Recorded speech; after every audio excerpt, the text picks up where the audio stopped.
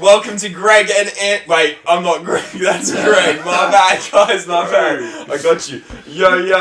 Welcome to Greg and Andy Unleashed. My name's Andy, this is Greg, my co-host. What's up? And we have got Ben on the podcast with us today. We're so excited to have him on. How are we feeling today, Ben? Good, man. Yeah, good. Fantastic. Yeah. Guys, we've our last one was Nathan on the podcast. We want to get that trick shot video. So guys, get those likes up. Go ahead to the last episode. Like it up, guys. You know it was good. We're giving you that great content for you guys. We really want to see him do that trick shot video. We might even be able to bring in Greg into that trick shot video as well. So yeah, there's another one about watermelons, I think it is. On Legend 52. So if you haven't seen that one yet, They don't need to know about it. If you haven't seen that one yet, go have a look at that one, guys. It's going to be worth it's about 4 minutes or so. I watched it. It was quite funny. So it's good stuff. You're dogging me, mate. You're dogging me hard. That's good. All right. So, Ben, tell us a little bit about yourself, who you are. First of all, actually, how did I meet Ben? Now, how I met Ben, it was at I think it was at the picnic, wasn't it? Yeah, basically. No, it was at the sports thing down. For the holiday, was it like the public holiday? Yeah.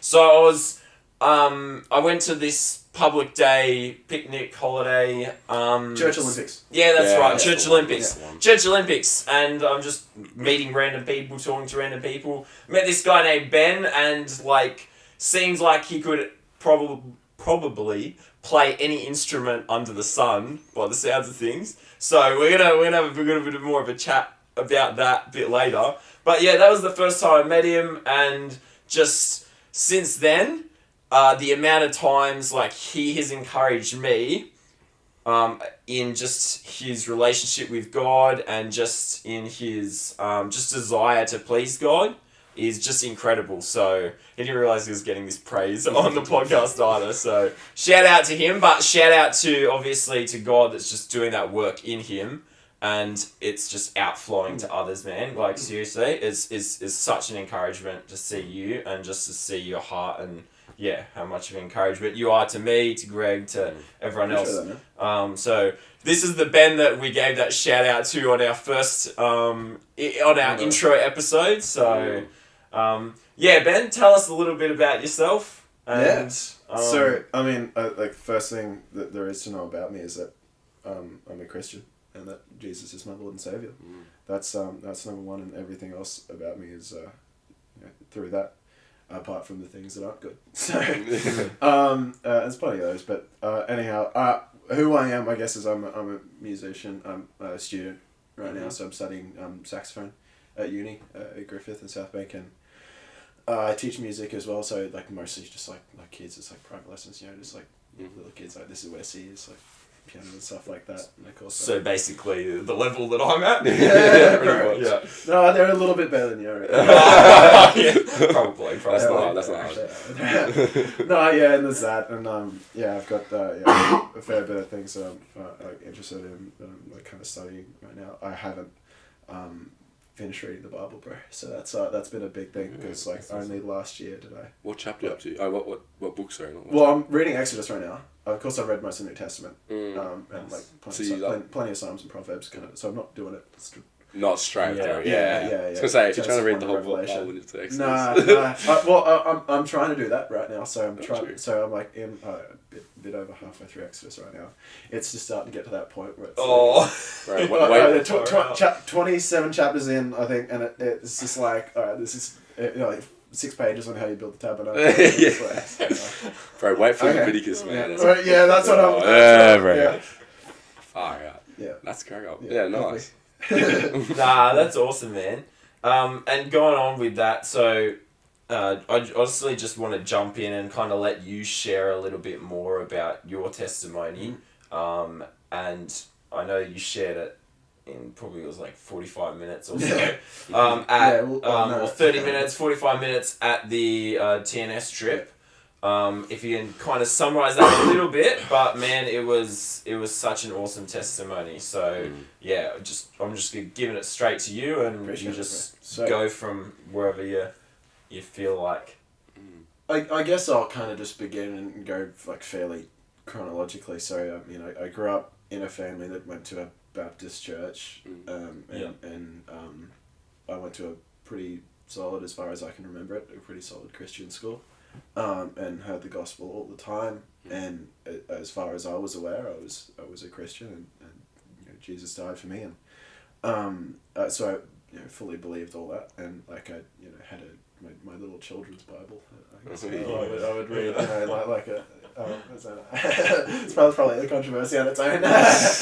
but yeah. So I don't know. I was 7 years old. I think when I think. This is where it gets a bit confusing to communicate, because I don't really actually know when I got saved, but I know when I was like 6 or 7, I thought I was a Christian. I thought Jesus had died for me, and that because I was a sinner, and that because of believing in him, not because I'm a good person, but because of what he did, that I get to go to heaven. So I believed that. I don't know if I understood atonement or justification or any of these big words, but I was 6.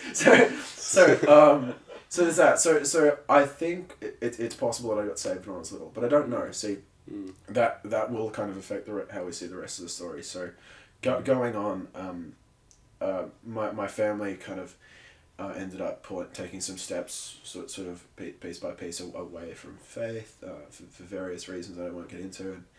And I ended up living in the Middle East, just me and my old man, and in Saudi Arabia, of all places. Literally like less than an hour's drive outside of Mecca. So the hub of Islam. Yeah. And so most of my friends were Muslims, and that caused me a lot of concern, because I knew that the only reason I was going to heaven was because I'm a Christian, because of what Jesus did. So it was a kind of interesting experience, because in my head, like, much of the time I'd be kind of like aligning myself with not like exactly Christian values, but I'd be thinking more like relativistically and thinking like, oh, we all just got to be nice to each other, but like because I didn't really have a lot of Christian influence when I was there, or in fact any at all.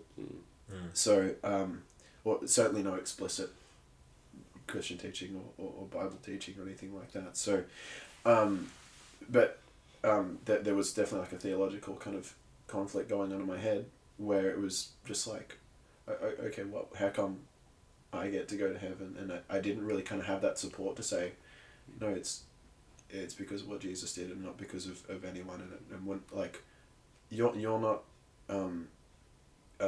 going to heaven because you got lucky with where you were born. You're going to heaven because of what Jesus did. Exactly. You know what I mean? And people aren't going to hell because they weren't lucky with their upbringing or anything. Yeah. People go to hell because of sin. And so, but then that's like not a very light topic. But I didn't, have any, I think, structure around me in terms of Christian kind of influence that would have been prepared to give me that kind of advice that any Christian would go, oh, this is what you needed to understand at the time. So what I ended up finding to think, instead of dealing with the problem, all my friends are Muslims or agnostic or something else, therefore all going to hell. What can I do about this? Instead of having some apologetics up my sleeves. I was 11 by this point. So like I don't know if I'm going to be rocking up to the Kalam cosmological argument to an agnostic or something like that. I could barely do basic multiplication, but the point is, so I found atheism as a kind of resolution to that problem. And unfortunately, like no lie is a permanent solution to any problem, but that's what I found. And so coming to the age of 12, 13, I moved back. 12, I moved back to Australia, and I've just kind of started to let go of faith, and what I went down through my teenage years was trying to figure out, okay, well, where does morality come from if there's no God? And what I found at the bottom of that was it doesn't come from anywhere because it doesn't exist at all if you believe that there is no actual purpose. Morality comes from there being a point to it. Like it just comes from there being a right thing to do, from there being a reason that you're actually here to do a certain thing. It's a bit, a pen that doesn't produce ink outside of the end of the ballpoint is a bad pen. Yeah. And it's kind of like we're here to be a certain way, to do certain things, and deviating from that is what we call sin. And like, I'm not saying like, if you have bad handwriting, it's everything like that, but you can't, hopefully that's like a reason, like explanation of kind of where I'm thinking about it now. But so I'd figured out, still as an atheist, okay, well there's actually no point for morality, because what I figured out just before this was, well, hang on, there's actually no meaning. There's actually no meaning in anything, because if we're just molecules, we're just molecules, and we're just Big Bang physical things. Luck, Came out of nothing for no reason. Just lucky to be here. No intention. Yeah, and we're lucky to be here, and you get these sort of like romanticized about the universe and about life that atheists like to put out there that really sound quite pretty. Especially if you don't like the idea of believing in God. And at this point, I definitely did not like that idea, because it would have required me to believe in hell. And so hell was the first turning point away from God. Like all of a sudden, I'm not surrounded by Christians. Yeah. Whoa. Yeah. No, thank you. In all of my wisdom. And So how old were you at this? So this as age? an atheist, so 14. Yep. I was a committed evangelizing atheist. Preach. And I would, and honestly, I wish I had that kind of confidence, shall we say, now, because I would honestly go around and ask people, so like, what do you believe? What kind of religion are you? And then say, oh, it's this. And it's like, oh, well, here's a Bible verse in Deuteronomy that says something that any 12-year-old that hasn't really studied the Bible and doesn't know about dispensational, all these sorts of things would just go, oh, I mean, I don't really know how to deal with that, or like, just all the sorts of like ignorant comments that like a 14-year-old atheist is going to make about the Bible. Yeah. And the only reason people make those comments is because like they hear it from other ignorant atheists. Yeah, true. Because no like actual studied scholar, secular or not, is gonna go around saying like silly things like, oh, the Bible advocates for slavery. But like of course I would have believed that. And anyhow, so I'm 14. I'm wrestling with like, well, hang on, if there's no meaning, there's no point to my life. There's no right and wrong. I can do whatever I want, and it doesn't matter. When life gets difficult, why should I stick around? Yeah. Why, like, really, like, it's not just like, why am I here? Why am I here? When it gets to that point, it really starts to go very dark very quickly. I think this is why, in the Western world, suicide rates are at like staggering amount. It's because people don't have an answer to that question. Yeah. It's not about like,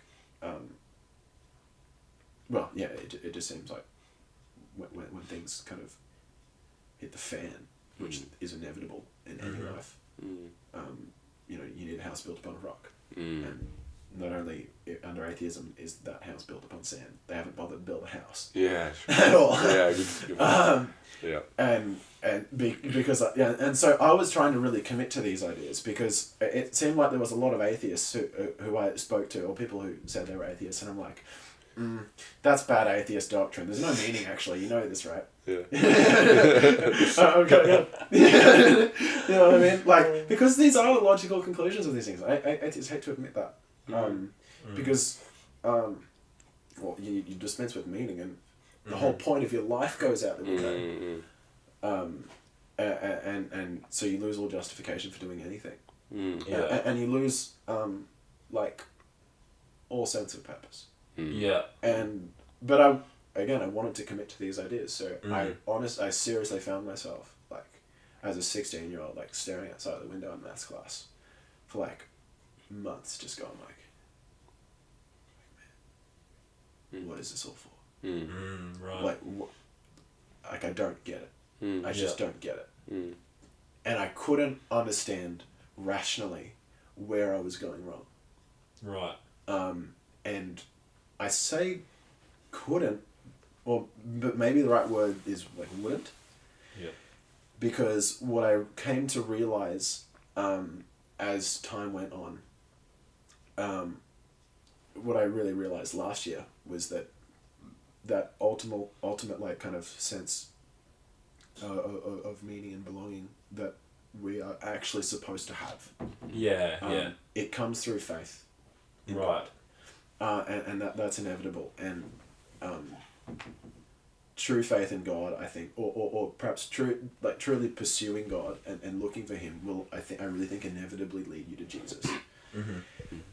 And that's kind of where I found myself last year. And the gap between 16 and age 21, what I turned last year, I found myself dabbling in all sorts of like different philosophies. I looked into like mysticism and stoicism and all sorts of things that just like would maybe go, oh well, if I can just avoid asking the big important questions, then maybe I can just kind of get by. Which is what stoicism I think really is, and it's because it's so practical. It's actually so shallow. Yeah. Okay. Because it's and I think that was partly anyway. So It's that saying that ignorance is bliss. Absolutely. And then I'll add on until it comes back and hits you in the face. Yeah, that's right. Yeah. It's bliss for a time. Yeah. But it's, so then what caused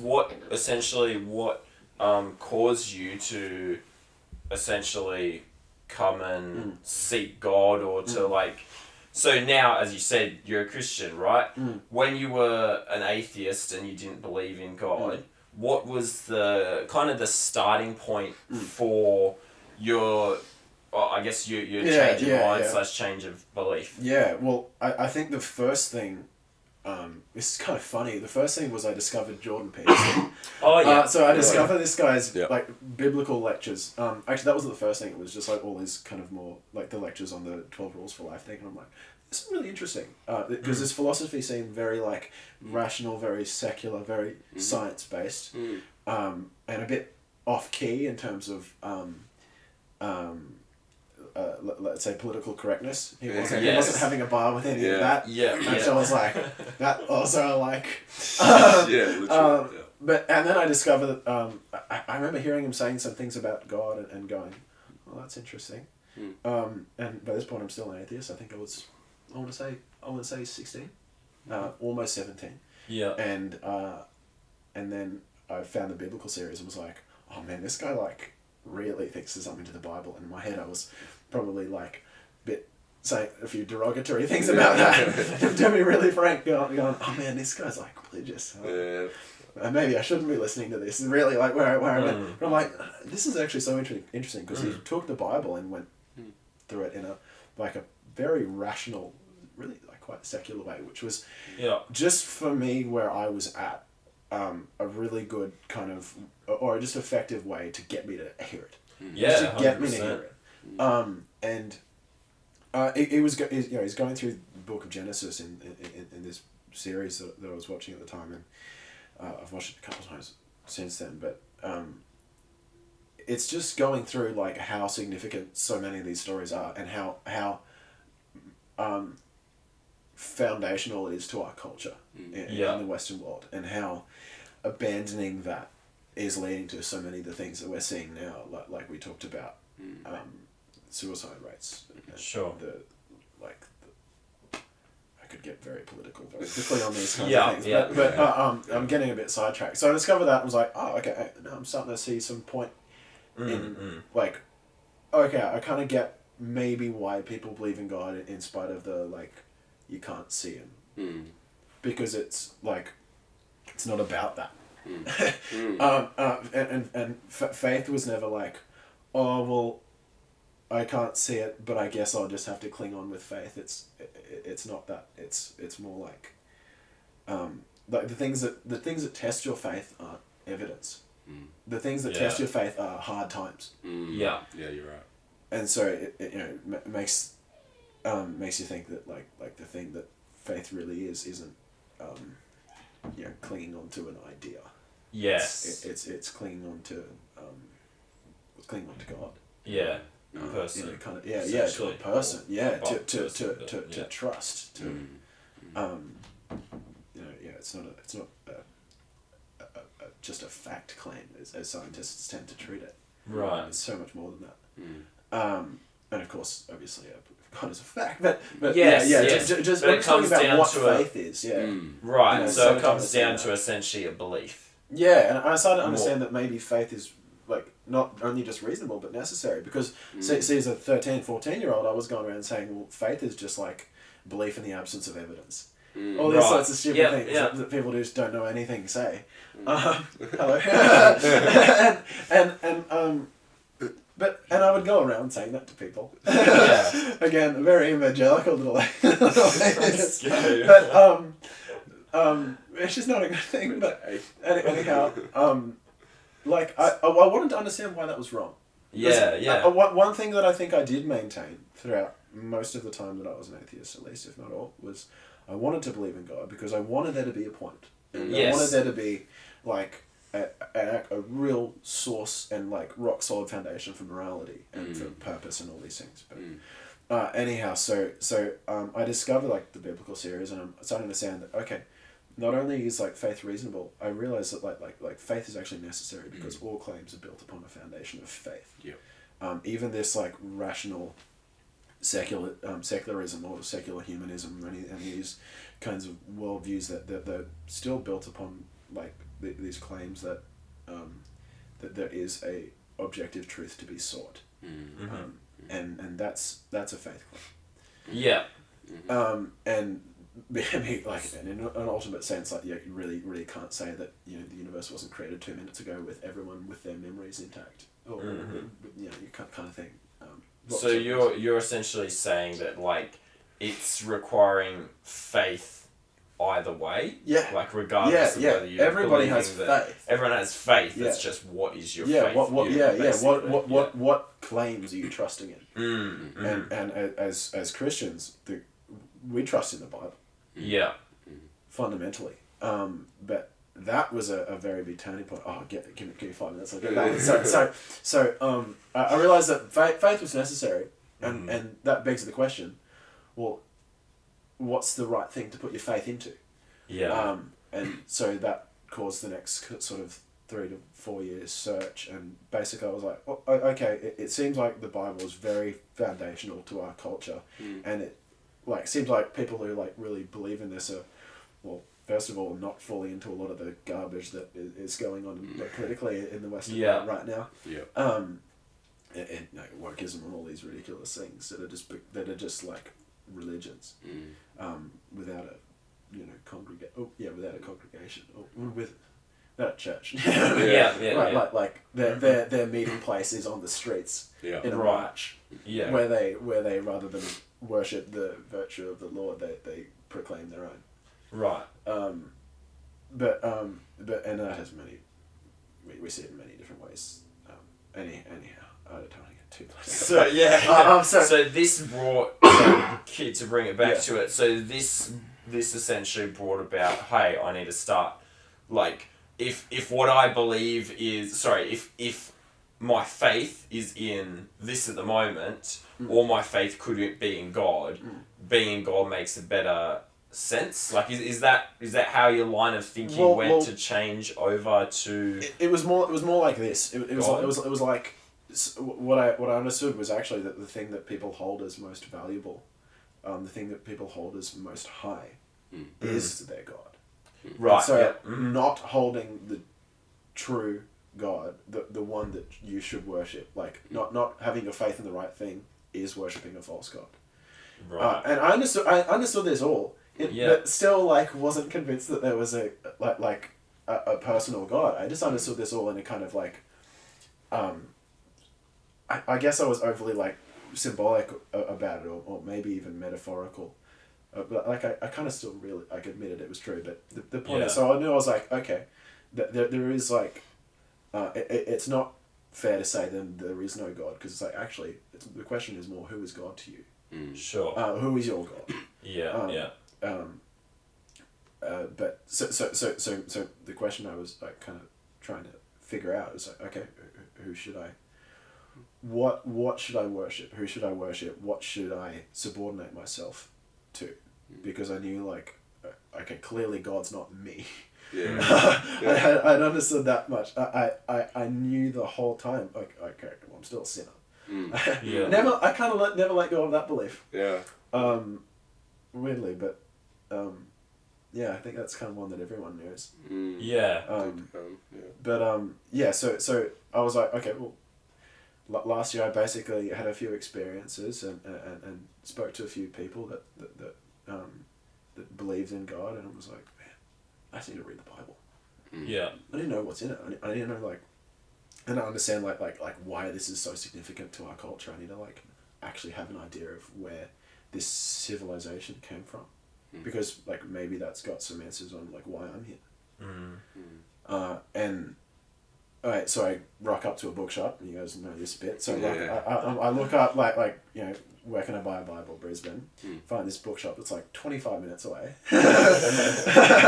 But it says Christian Bookstore, Abundant Life Christian Bookstore. Shut up. And Monday to Friday, 9 to 5. Anyway, sorry, Albany Creek. Yeah, so guys, go along, come along, get some books, hit up go Jewel, get a Bible. Hit up Jewel Pavitt. So shout out to Jewel. I like, I realise it's on a school when I get here. I'm like, how do I get in? Where's the bookstore? Cultivated Trust. Fortunately, it wasn't a school day, but so I kind of like walk onto the property. I'm like, there's like a church here and everything. Fair enough. And I couldn't really find the door, but I found the door, and I like walk in. Sure enough, my eyes are a bit blurry because like the sun's been in them, and like they kind of adjusting. I can't really see anything. And here comes this big booming voice. I look over and I see Joel. And I'm thinking like I'm gonna see this like 7 foot tall. Because Joel did like radio, right? Voice. Very well spoken guy. Anyway, so I walk in the bookshop. No one else is there. Just Joel. And I basically kind of tell him like a little bit of what I just told you, like kind of here's where I'm at. Like I want to know what the Bible says. I don't really know what I believe. I kind of grew up in a Christian home, but turn away from that, and but just feel like I need to know what's in this thing. And I realise now that wasn't me coming to that conclusion at all. In spite of whatever I've said in the last 20 minutes, that was the Holy Spirit. Man, that wasn't like me putting that on my own. That wasn't my rational ability. No. So God was working in me all along, and I come to this bookshop, and I'm talking to Joel, and he's like, well, let's get you a Bible, and we picked one. He's like, thought about a version? I'm like, no, not really. Well, what you need is a King James version. Because he gave me this feel. I'm like, oh, yeah, that makes sense. And because he could see that I was like really kind of like searching and knew that there was something that was missing, he showed me this other book, very small book called Done, just kind of just summarizes the gospel and how Christianity is different, and gives me it goes, this is a copy of Case for Christ. Here's the story of Lee Strobel. And he kind of like tells me like what that story is, and ends up like we're there for like 45 an hour, just kind of talking, kind of going over the gospel, going over like who Jesus is, and I'm thinking I'm going to go in there for like Genesis, and I can't come out like having had this big spiel in the New Testament. I'm like, I didn't really think that was where I was going to end up with that, but okay, okay, I'm searching for God, and he's telling me all about Jesus. By the time I walk out, I'm like, Joel, what he did was, he gave me those 3 books for free. He marked them down for 0 and just like goes, mate, just take it. Wow. Just go, you need this, just read it. Because you could tell I was just going to go and read it. So like, car ride home, like, I'm just like crying. Because I'm like, it was like the first time that I could say, for like, the first time that I felt in so long that like, wow, like that was God. Wow. Like God brought me here in this moment. He illustrated all of this. I didn't, and I felt like, I guess it was because like Jill did a very good job of like illustrating the gospel to me. I'm like thinking, man, I've just completely turned away from this for like 8-10 years or whatever, and just gone, no, I'm gonna live my way, and like the second I feel like I make a move in the right direction, God goes, here you go, take this, like I want you to know me. And so I'm just like, crying in the car ride home, and I get home. Jewel had invited me when I saw him like come back to church that Sunday night, so I come back because at the time I was working throughout the day on Sunday. Not anymore. So I started coming to church on Sunday nights, just kind of like thinking I'm just going to like case this out, like not 100% committed, but going like I just feel like this is what I should be doing. I feel like I need to be there. And I started reading the Bible, and I started in Genesis. Get like 12-15 chapters in, I keep hearing, man, you need to read John, bro. You need to read the book of John. You need like just you'll get back to that. Like you get it, cool. Okay, that's important. Read John. So I'm like 3 weeks later, like all right, I'll read John. And before I finished it, I was a Christian. Yeah. Like just easy. Like I got. Honestly, it might have even been like just a couple chapters in. Yeah. That I was like just like on my knees in prayer, going like, God forgive me. Like, thank you for what Jesus did, and I'm sorry for my sins. And, like, thank you for like working my life, just bringing me back.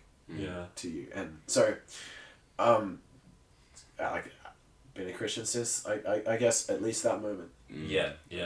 So it kind of gives you kind of two options for like what story of my life is, whether it was like not really saved. And like that's why all this stuff happened, but God got me in the end, or kind of more like a Jonah story where like I get maybe I was saved when I was a kid, and he goes, okay, you're going to go to Saudi Arabia and tell all the Muslims about Jesus, and what I did was I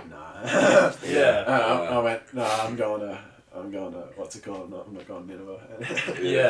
On that same train of thought, like as you were surrounded by people that believed in Islam, essentially, I don't even know if you have really an answer for this, but what caused you to not be like, okay, like what caused you when you're like, okay, God was real, and then you're like, okay, I'm not really sure about this doesn't seem it. What caused you not to embrace Islam, essentially?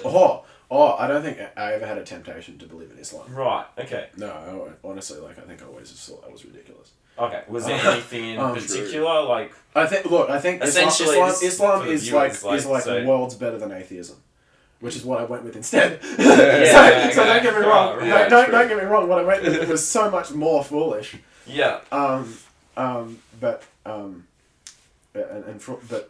wouldn't say fraught with any more problems or less, but anyhow, I didn't really have like a great attraction to that. No one was trying to win me over. Right. All right. There wasn't it's not an evangelical kind of religion. It doesn't seem that way. Yeah. Okay. Fair enough. Yeah, at least no Muslim was evangelizing me. Yeah. Well, maybe because you're evangelizing everyone else. Actually, it was me and there was one other girl in my year group who I just vividly remember like certain occasions where like she would just like it wasn't bringing up Jesus and the gospel, it was bringing up bacon and like, well, maybe there was one guy that like ate some bacon and had a bad time. I'm like, hang on, this is in our book too. But anyhow, that's funny as. Yeah. So thanks man for sharing it with us a little bit about your story.